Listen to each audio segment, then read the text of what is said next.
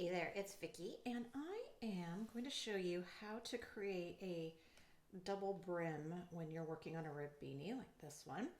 So we have started with a provisional cast on, and so we worked all of our ribbing, which is double the amount that we want our total brim.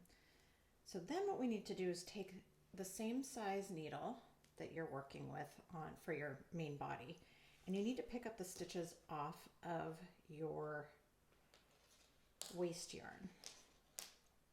So this is something that you should take slowly. Oops, wrong side. So you'll see here that there's these little loops, and I've pre-shot this. This beanie you're seeing is the November beanie from Yarnier, and I shot it right around Halloween, so you get my Halloween nails. You're welcome. Okay, so you're slowly going to pull out the waste yarn while placing the live stitch on the needle. So there's one. I like to put the needle through the stitch before I even attempt to untangle the yarn from it. But that's all there is to it. So you want to do that all the way around until the waste yarn is completely discarded and you've got a fully loaded needle that will have the same number of stitches on this bottom one that you do on this other one.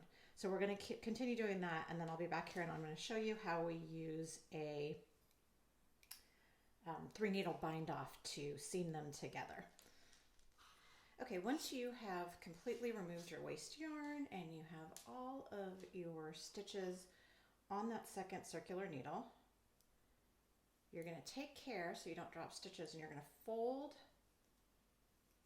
your piece in half so that wrong sides to wrong sides are touching.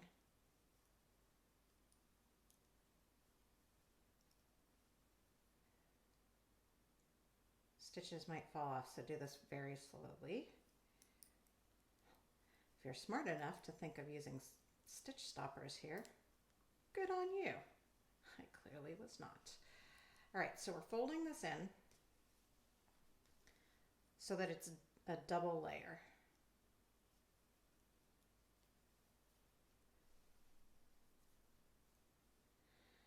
Now, this is a broken rib stitch, and we ended on a rib row so that our next row is just knit stitches. If you're trying this technique on a different pattern than mine, you'll just need to do whatever that is. You'll need to maintain whatever that stitch pattern is while you're doing this. So for me, that means we're knitting 2 together, but if you were trying to stay in rib, in a traditional 1x1 rib, it might mean that you're knitting 2 together, then purling 2 together. So just be mindful of that. For us, we're just going to be knitting 2 together. So that means the stitch on the front needle and the stitch on the back needle. Knit those 2 together as one.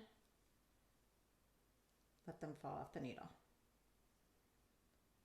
And you'll just repeat that all the way around. And what that's doing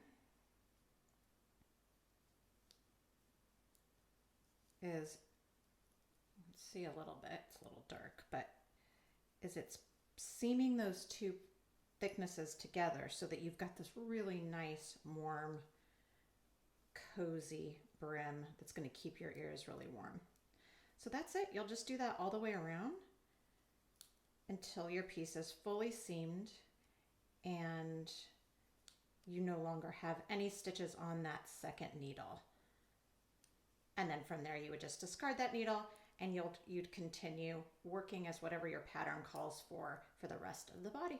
All right, if you have any questions, just post them in the comment section.